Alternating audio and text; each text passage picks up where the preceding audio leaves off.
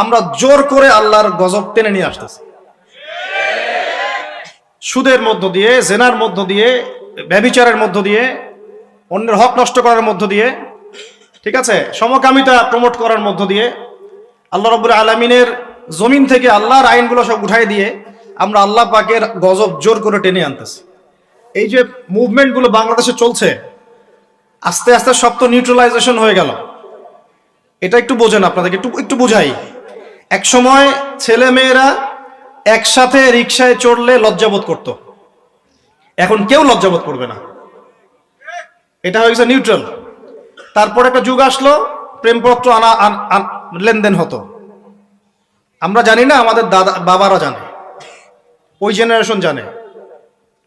ওই জেনারেশনের সাহস ছিল না যে কোনো মেয়ের সাথে কফি শপে বসবে, রিক্সায় ঘুরবে বা এটা ওইটা করবে।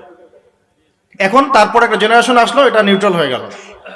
তারপরে আরেকটা আসলো, এরা আর ওইসবে নাই, সরাসরি কাজ করতে চায়, সরাসরি অন্যায় করতে চায়, সরাসরি জেনা।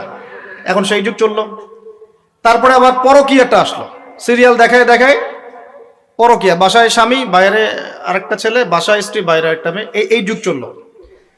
তারপরে শুরু হলো কি, সমকামিতা। ছেলে ছেলে জেনা করা শুরু করলো, নাউজুবিল্লাহ।